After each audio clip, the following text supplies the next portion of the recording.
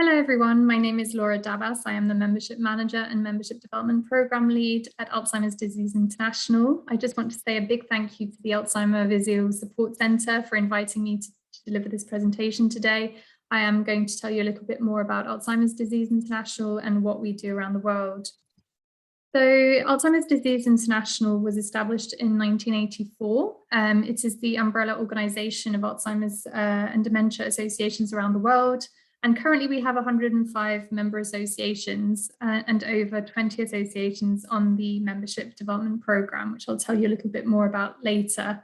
And hopefully the Visual Support Centre will be part of our network very soon.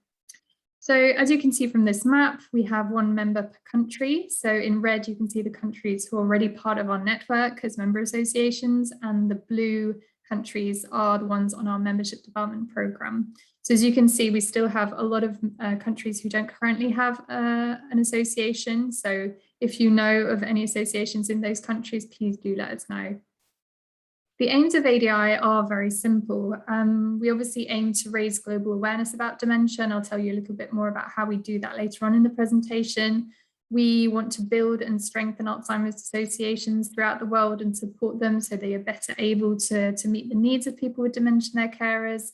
And obviously advocacy, which is a huge part of what we do, and also stimulating research, especially in lower and middle income countries.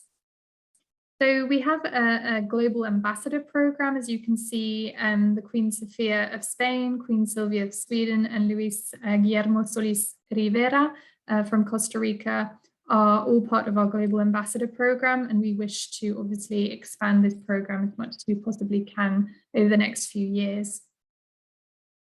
And so in this slide, I'm just going to tell you a little bit more about ADI's strategy and how we've come to where we are today. So as you know, the Federation was established in 1984 with 4 countries. So as you can see here in the first triangle, we had the US, the UK, Canada, and Australia. And the first few years were really focused on building the network. So obviously recruiting new member associations to really kind of showcase our voice on the global scene. After that, we obviously wanted to establish relationships with 2 very important structures, let's say WHO and the United Nations. And after 10 years of advocacy, we finally managed to get the WHO to adopt the Global Action Plan on Dementia. So that was adopted in 2017, and that's where really the strategy of ADI switched to obviously implementing this global plan. And in order to do that, we had to increase our multilateral presence. So we've been working very hard with the OECD, G7, G20, and other global bodies, and obviously through our ambassador program that I mentioned earlier.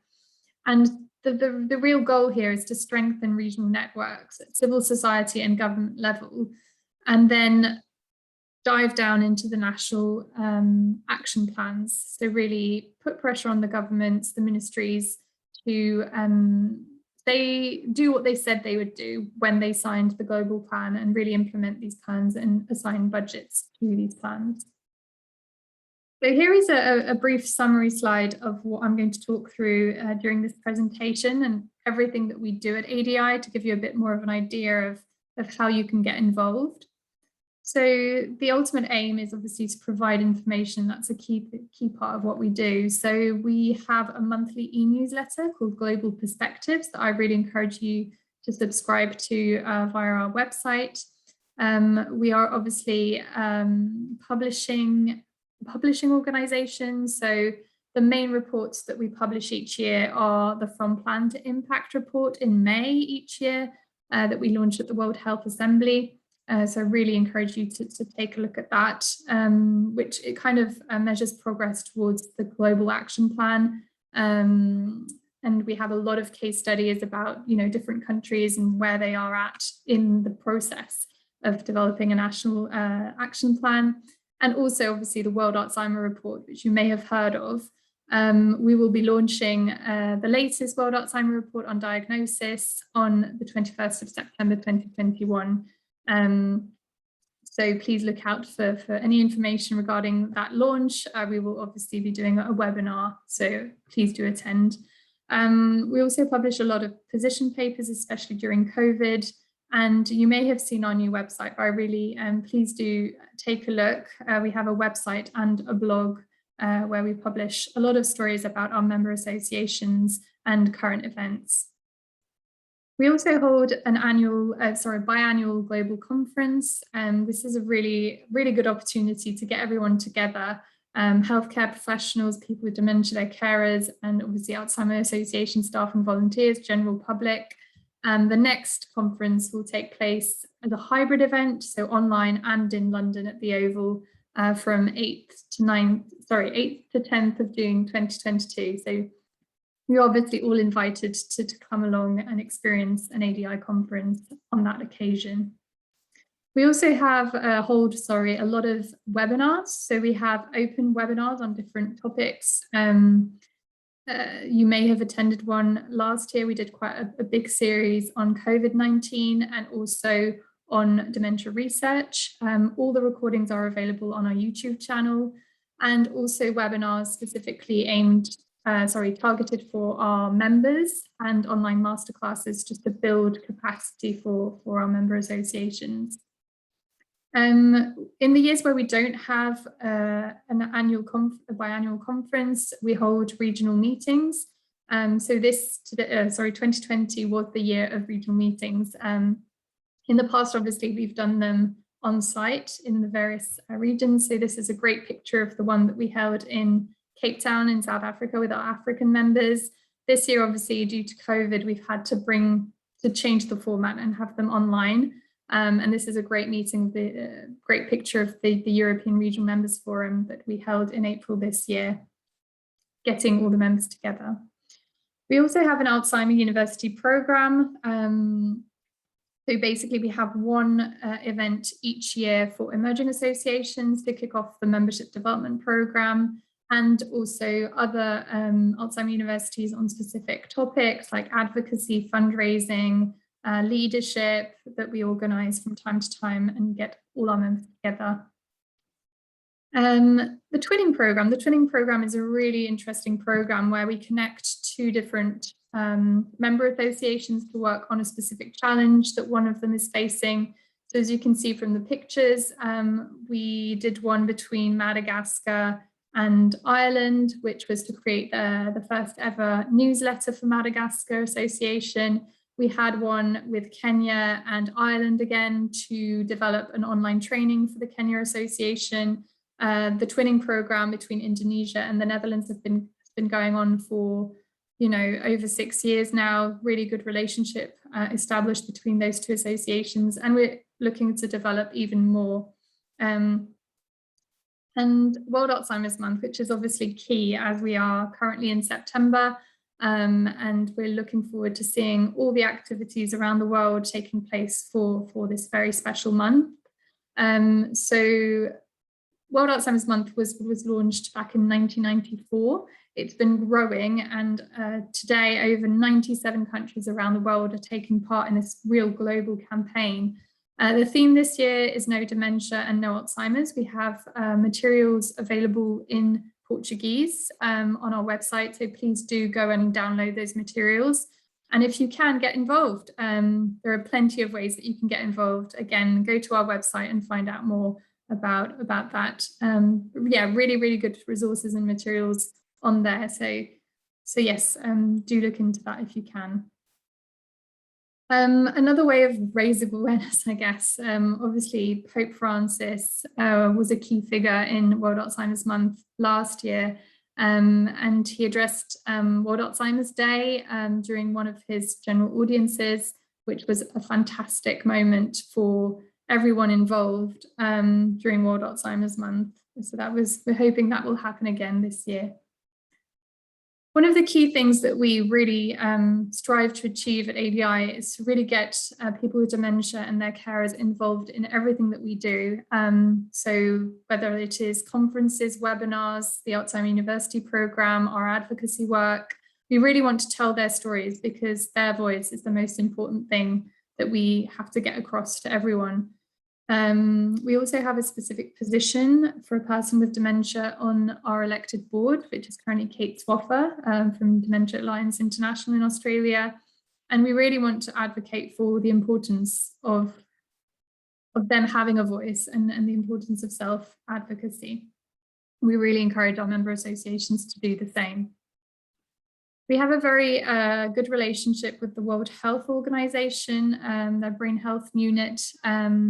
We obviously have regular meetings with them to see what's going on and obviously try and put dementia on the agenda wherever we possibly can. As you can see, we've done webinars with them, we've done online masterclasses with them. We always get invited to the World Health Assembly. And as you can see, Paola has also met with Tedros and other key people within the World Health Organization. So I think that's very important part of what we do at ADI. I mentioned the World Health Assembly, but we also organize side events. We have been organizing side events for the past few years. So this is where we launch our From Plan to Impact report, and we have a panel of experts and a lot of ministries of health are represented at this event. So hopefully you'll be able to take part in the side event next year in 2022. We are also obviously involved in other multilateral organizations and events. So here you can see a really good picture from the C20 in Japan in 2019 with Chris Lynch, our Deputy CEO, and our member Norio from Japan. Very small picture, you can see them very small in this picture. But yes, these are things that we have obviously been involved in, putting dementia on the agenda as much as we possibly can. This is a slide basically summarizing the partnerships that we have with various organizations. As you can see, this is also very important. And we know that we can't do this on our own and that we need these partners and working in relationship with all these different stakeholders is essential to what we do as well. And research projects. So as I mentioned, we are also involved in a lot of research projects, obviously the World Alzheimer Report, but also STRIDE, which is strengthening responses in developing countries with my colleague Wendy. So I'm not going to go into too much detail about this slide, but if you're interested, all the details are obviously on our website. And if you want to get involved, please do contact me and I'll put you in touch with my colleague Wendy. And this is one of the final slides. If you want to look into it, look into what everything that I've said during this presentation, there's a really good summary on our website, which is this document, Benefits of ADI Membership, which is obviously going to be a key document for the Alzheimer Visuals Support Centre, as we'll be working together, hopefully over the next 2 years, with the goal of them becoming a member association. So yes, this is a really good summary of what you can expect from ADI when you get involved. So yes, the membership development program. So we've invited the Visual Support Centre to take part in our membership development program. So this is kicked off with the Alzheimer University that we hold each year. And this will be online in October. So we're really looking forward to welcoming Jose and the team to this event. This is basically an Alzheimer University with various modules on how to set up an effective organization. And this will kick off the 2-year program. So we'll obviously be following up and communicating with the associations as much as we possibly can. And they will be part of this global network that I've been talking about. So yes, I've mentioned the first step, which is the Alzheimer University. At the end of the 3-day event, we will ask the associations to set up an action plan with 3 main objectives. And obviously, these 3 questions: how will you achieve these objectives, setting a timeline, and how will you measure your success? These action plans will be presented to the group at the end of the Alzheimer University. And then each association will go back to their home country and discuss the plan with their teams and volunteers and see if it's achievable, and we'll finalize that action plan 1 month later.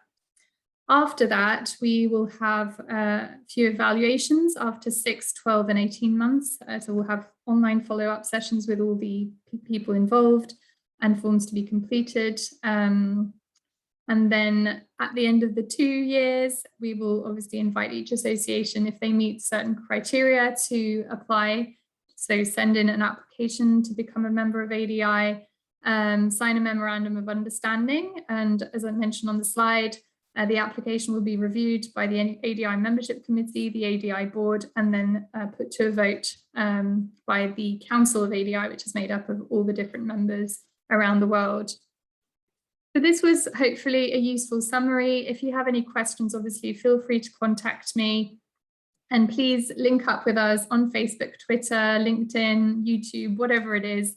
We'd be delighted to have you. And please subscribe to our newsletter to get all the additional information as well. Thank you so much and take care. And I wish you a lovely day and obviously a lovely World Alzheimer's Month. Thank you so much. Bye, everyone.